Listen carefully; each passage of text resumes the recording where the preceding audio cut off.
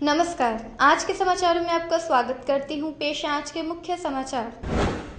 पंजाब के governor captain Singh Solanki पहुंचे अमृतसर के गुरु नानक देव विश्वविद्यालय की 42वीं दीक्षांत समारोह में। कैबिनेट की ओर से सहजधारियों को वोट के अधिकार से वंचित करने के फैसले का एसजीपीसी ने किया स्वागत। नवापिंड के एचडीएफसी एटीएम से 14,65,400 रुपए लूटे गए।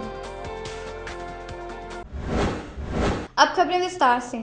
आज पंजाब के गवर्नर कैप्टन सिंह सोलंकी अमृतसर के गुरु नानक देव विश्वविद्यालय में 42वीं दीक्षांत समारोह में हिस्सा लेने पहुंचे। वहीं उनके द्वारा करीब 600 बच्चों को डिग्रियां बांटी गई। उन्होंने कहा कि गुरु नानक देव विश्वविद्यालय में जितनी भी उन्होंने डिग्रियां बांटी हैं उनमें से ज्यादा महिलाएं हैं, इसलिए उनको लगता है कि आज महिला शक्तिकरण की संसार में जरूरत है। कहा कि अगर किसी भी देश को आगे लेकर चलना है तो उसमें महिला शक्तिकरण की जरूरत है। इस दौरान उन्होंने सभी बच्चों को मुबारकबाद भी दी। गुरु नानक देव यूनिवर्सिटी का 42nd कॉन्वोकेशन आज आयोजित हुआ है।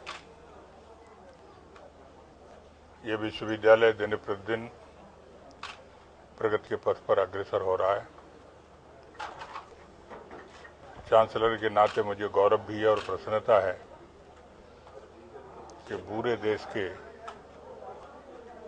टॉप के 10 विश्वविद्यालयों में इसका क्रमांक आता है। नेक की तरफ से जो निरीक्षण होता है उसमें से 4 से 3.5 अंक इसको मिले हैं। ये सिर्फ पंजाब के छात्रों को ही अध्ययन की सुविधा प्रदान नहीं करता है, बल्कि इसमें जम्मू कश्मीर, हिमाचल प्रदेश और अन्य प्रदेशों के बच्चे भी आकर के पढ़े। आज के कॉन्वोकेशन में 400 से ज्यादा उपाधि बांटी गई हैं और खुशी इस बात है कि इसमें से 174 तो पीएचडी डिग्री प्राप्त करने वाले थे और 163 गोल्ड मेडल प्राप्त करने वाले। इसका इंफ्रास्ट्रक्चर बहुत सुंदर है, यहाँ फैसिलिटी बहुत अच्छी है, सारी सुविधाएं प्राप्त हैं। प्रोफेसर बरार वाइस के नेतृत्व में ये विश्वविद्यालय बहुत आगे आ रहा है और मुझे उम्मीद है कि जितनी शिक्षा देश के अंदर की होगी, क्वालिटी ऑफ एजुकेशन होगी, देश की तरक्की अच्छी होगी। इस तरह की जो अपेक्षा शिक्षा की विश्वविद्यालय करेगा। विश्वविद्यालय तो विश्व का होता है और अगर आपका ये सोच बहुत अच्छा है, मैं भी सोचता हूँ कि विभिन्न प्रदेशों के छात्र अगर किसी विश्वविद्यालय में आते हैं, उत्तर भारत के विश्वविद्यालय, उत्तर के छात्र अगर दक्षिण के विश्वविद्यालय में जाते हैं, दक्षिण आते हैं, तो जो एक नेशनल इंटीग्रेशन, इमोशनल इंटीग्रेशन, राष्ट्रीय एकात्मता की जो आवश्यकता है वो इसमें पूरी होगी। लेकिन उस तरह का आर्किटेक्चर, उस तरह की फैकल्टी व्यवस्था हमको यूनिवर्सिटी में करनी पड़ेगी, क्योंकि किसी को जबरदस्त प्रवेश नहीं दिलाया जा सकता। यूनिवर्सिटी स्टैंडर्ड है, उसकी कमिटी है, उसका जो स्थान है उसके आधार पर होता है। और अगर प्रदेशों का आदान प्रदान अगर के अंदर होता तो राष्ट्र की एकता के लिए ये बहुत सहयोगी कदम। नगर निगम के इंस्पेक्टर सरदार कमलजीत सिंह की अध्यक्षता में चौक चाटीविंड से लेकर तरनतारण रोड का दौरा किया गया। इस दौरान पुरानी चुंगी से लेकर कोर्ट मीट तक लोगों द्वारा जो नाजायज कब्जे किए गए हैं उन पर नगर निगम का डंडा चलाया गया। इस मौके पर इंस्पेक्टर सरदार कमलजीत सिंह ने समूह इलाके के दुकानदारों और रेहड़ी वालों द्वारा जो नाजायज ढंग से अपना सामान रोड पर लगाया गया था उसे जब्त कर लिया गया और लोगों को उन्होंने हिदायतें देते हुए कहा कि अगर आगे से ऐसा किया गया तो उनके खिलाफ सख्त से सख्त कार्रवाई की जाएगी। मेयर साहब के हुक्मां के मुताबिक लोगों ने ਜਿਹੜੇ कब्जे किए नजायज इनक्रोचमेंट की फुटपाथों के उत्ते उन्होंने पहले भी किया गया सी कि अपना समान अपनी दुकानों के अंदर रखन, कहने के बावजूद भी किसी ने कंन ते जू नहीं सदकी। अज मजबूरन सानू एक्शन लेना पिया, लोगों का समान भी चुक के जब्त किया। सर एक समान अपना साहब तो गुरुद्वारे तो लैके तरनताਰਨ नहर तक ਸਾਰਾ ਸਮਾਨ ਅੱਜ ਜਗ੍ਹਾ ਵੇਲੀ ਕਰਾਈ ਅਗਾਂਹ ਤੋਂ ਉਹਨਾਂ ਨੂੰ ਚੇਤਾਵਨੀ ਦਿੱਤੀ ਗਈ ਹੈ, ਜੇ ਨਾ ਕਰਨਗੇ ਅਗਾਂਹ ਤੋਂ ਫਿਰ ਸਮਾਨ ਉਹਨਾਂ ਦਾ ਜ਼ਬਤ ਕੀਤਾ ਜਾਏਗਾ।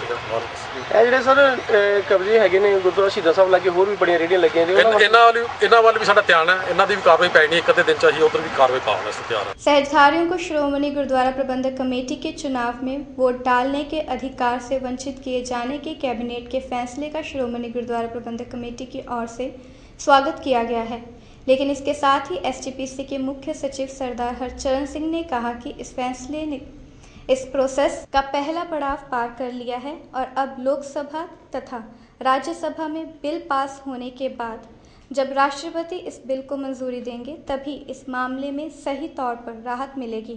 उन्होंने बताया कि यदि 2011 में नए हाउस का गठन हो जाता तो सितंबर 2016 में फिर से SGPC के चुनाव भी हो जाने थे। फिलहाल उन्होंने कैबिनेट के इस फैसले का स्वागत किया और शेष प्रोसेस के जल्दी मुकम्मल होने की उम्मीद भी जताई है। तभी टेन्योर सी 5 साल की इलेक्शन हो गया, किसी ने पटीशन पा दी कि साहिधारियों को वोट का हक होना चाहिए, ਉਹਦਾ ਫੈਸਲਾ ਤੇ ਨਿਰਣਾ ਨਾ ਹੋ ਸਕਿਆ। ਉਹਦਾ ਰਿਜ਼ਲਟ ਇਹ ਨਿਕਲਿਆ ਕਿ ਜਿਹੜੀ ਸ਼੍ਰੋਮਣੀ ਗੁਰਦੁਆਰਾ ਪ੍ਰਬੰਧਕ ਕਮੇਟੀ ਦੀ ਇਲੈਕਸ਼ਨ ਸੀ ਉਹ ਹਾਊਸ ਸਾਡਾ ਸੰਗਠਿਤ ਨਾ ਹੋ ਸਕਿਆ, ਜਿਹਨੂੰ ਅੰਗਰੇਜ਼ੀ ਕਹਿੰਦਾ ਕਨਸਟੀਟਿਊਟ ਨਾ ਹੋ ਸਕਿਆ। ਤੇ ਇਹ ਕੇਸ ਸੁਪਰੀਮ ਕੋਰਟ 'ਚ ਚੱਲ ਰਿਹਾ ਸੀ ਪਿਛਲੇ 4 ਸਾਲ 'ਚ। ਜਿਵੇਂ ਆਪਾਂ ਕਹਿੰਦੇ ਹਾਂ ਵੀ justice delayed is justice denied, ਹਾਲ ਤੱਕ 5-5 4-4 ਸਾਲ ਹੋ ਗਏ ਪਟੀਸ਼ਨਾਂ ਨਿਕਲੀਆਂ ਹੀ ਨਹੀਂ ਹੈਗੀਆਂ। ਇਸ ਸੈਪਟੰਬਰ 'ਚ ਵੇਖਿਆ ਜਾਂਦਾ ਜੇ ਹਾਊਸ ਕਨਸਟੀਟਿਊਟ ਹੋ ਗਿਆ ਹੁੰਦਾ ਤਾਂ ਇਸ ਦੀ ਤਾਂ ਟਰਮ ਹੀ ਪੂਰੀ ਹੋ ਜਾਣੀ ਸੀ 5 ਸਾਲ ਦੇ ਵਿੱਚ। ਸੋ ਇਹ ਡਿਮਾਂਡ ਰਹੀ ਹੈ ਸ਼੍ਰੋਮਣੀ ਗੁਰਦੁਆਰਾ ਪ੍ਰਬੰਧਕ ਕਮੇਟੀ ਦੀ ਅਤੇ ਅਕਾਲੀ ਦਲ ਦੀ ਵੀ ਕਿ ਸਾਨੂੰ ਇਲੈਕਟਡ ਬਾਡੀ ਆ ਸਾਡੀ ਤਾਂ, ਔਰ ਕਿਸੇ ਵੀ ਧਰਮ ਦੀ ਤੁਸੀਂ ਵੇਖ ਲਓ ਸਾਰੇ ਹਿੰਦੁਸਤਾਨ ਵਿੱਚ ਕਿਤੇ ਵੀ ਉਹਨਾਂ ਦੇ ਗੁਰਦੁਆਰਿਆਂ ਅਤੇ ਸੰਸਥਾਵਾਂ ਦੇ ਪ੍ਰਬੰਧ ਲਈ ਕੋਈ ਇਲੈਕਸ਼ਨ ਨਹੀਂ ਹੁੰਦੀ ਕਿਤੇ। ਇੱਕ ਐਸੀ ਵਾਦ ਸੰਸਥਾ ਹੈ ਕਿ ਜਿੱਥੇ ਇਲੈਕਸ਼ਨ ਦਾ ਪ੍ਰੋਸੈਸ ਸੀਗਾ, ਔਰ ਇਹ ਆਈ ਦਾ ਨਹੀਂ ਹੈਗਾ, ਇਹ ਬੜੇ ਚਿਰਾਂ ਤੋਂ ਚੱਲਿਆ ਹੁੰਦਾ। 1919 ਤੋਂ ਲੈ ਕੇ ਜਦੋਂ ਦੀ ਸ਼੍ਰੋਮਣੀ ਗੁਰਦੁਆਰਾ ਪ੍ਰਬੰਧਕ ਕਮੇਟੀ ਹੋਣ ਦੇ ਚਾਹੀਏ ਤਦ ਤੱਕ ਕੋਈ ਇਹੋ ਜਿਹਾ ਮਸਲਾ ਨਹੀਂ ਸੀ ਆਇਆ, ਪਰ ਕੁਝ ਸਾਹਿਧਾਰੀ ਵੀਰਾਂ ਨੇ ਕਹਿ ਛੱਡਿਆ। ਤਾਂ ਇਸ ਗੱਲ ਦੇ ਮੈਂ ਮੈਰਿਟ 'ਚ ਨਹੀਂ ਜਾਣਦਾ, ਜੇ ਬੋਲਣਾ ਹੋਵੇ ਤਾਂ ਬੰਦਾ 1 ਘੰਟਾ ਉਸ 'ਤੇ ਵੀ ਬੋਲ ਸਕਦਾ, ਉਹਦਾ ਕੋਈ ਫਾਇਦਾ ਨਹੀਂ ਹੈਗਾ। ਕੋਈ ਜਦੋਂ ਕੇਸ ਸਬ ਜੁਡੀਸ਼ੀ ਕਚਹਿਰੀ ਦੀ ਅਦਾਲਤ ਦੇ ਕਟਹਿਰੇ 'ਚ ਸੀ ਤਾਂ ਉਸ ਤੋਂ ਬਾਅਦ ਉਹਦੀ 'ਤੇ ਗੱਲ ਕਰਨ ਦਾ ਕੋਈ ਜਾਇਜ਼ ਨਹੀਂ ਸੀ। ਸੋ ਕੈਬਨਿਟ ਨੇ ਇਸ 'ਤੇ ਫੈਸਲਾ ਕਰ ਲਿਆ, ਜੋ ਮੈਂ ਅਖਬਾਰਾਂ 'ਚ ਪੜ੍ਹਿਆ, ਜੋ ਮੈਨੂੰ ਦੱਸਿਆ ਗਿਆ ਕਿ ਉਹਨਾਂ ਨੇ ਕਿਹਾ ਕਿ ਠੀਕ ਹੈ ਜੀ, ਇਹਦੇ ਵਿੱਚ ਉਸ ਐਕਟ ਦੇ ਵਿੱਚ ਆਪਾਂ ਅਮੈਂਡਮੈਂਟ ਕਰ ਦਿਆਂਗੇ।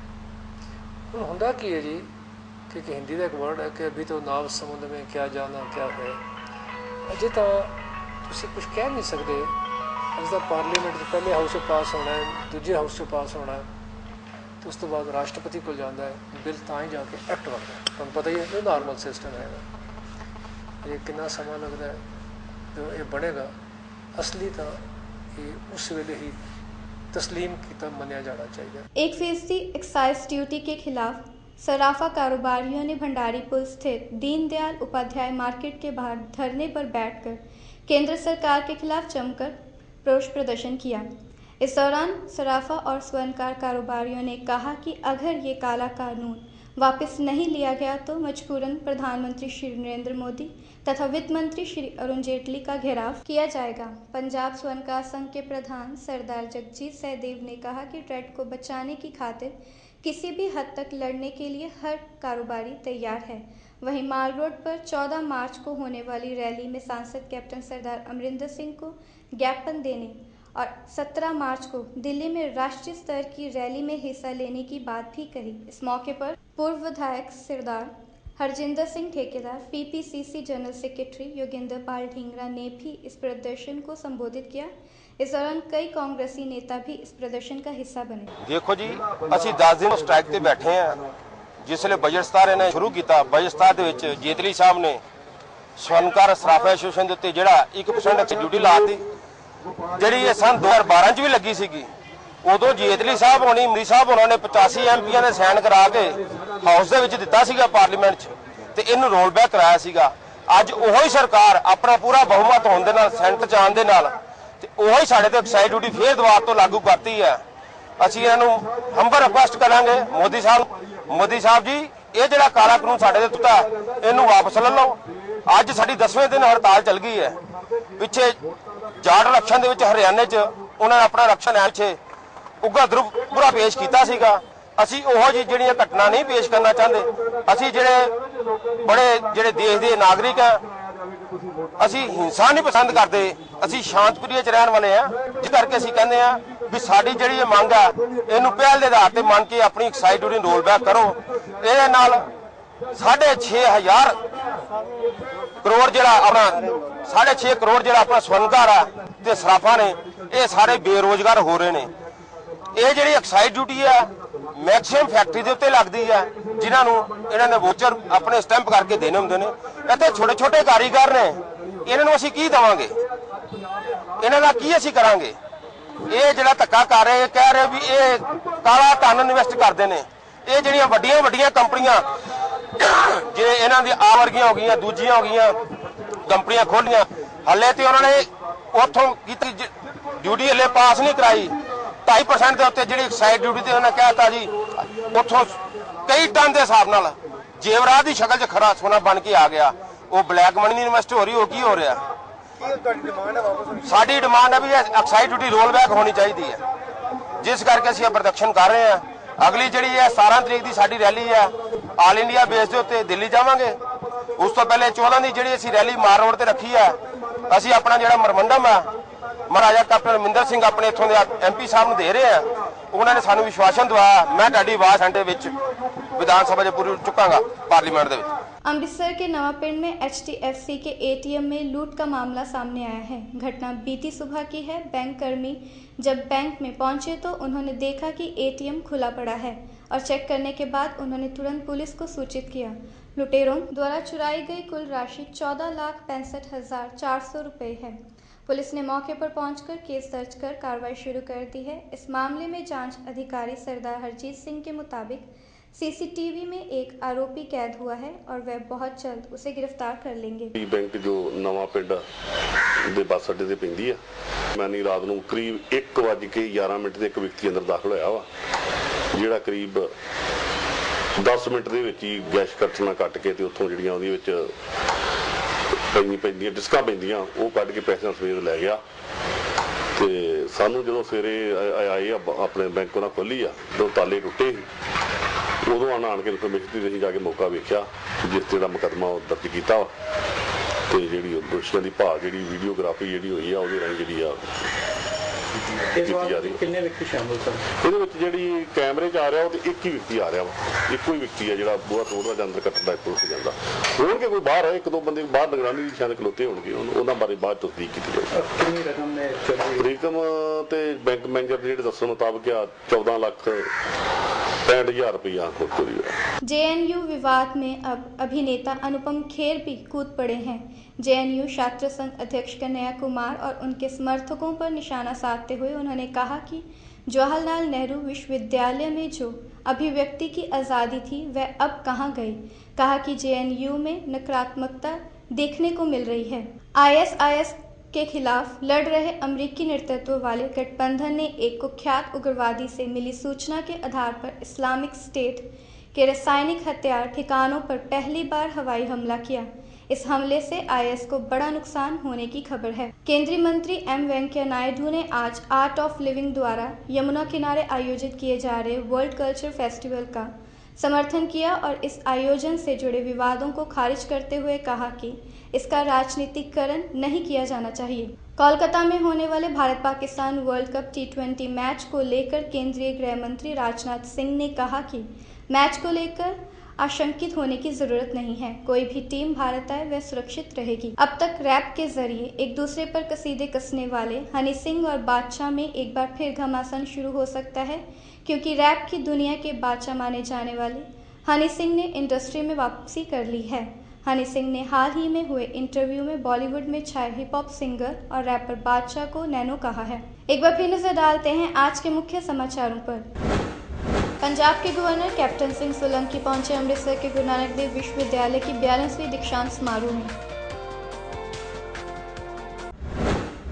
कैबिनेट की ओर से सहजधारियों को वोट के अधिकार से वंचित करने के फैसले का SGPC ने किया स्वागत।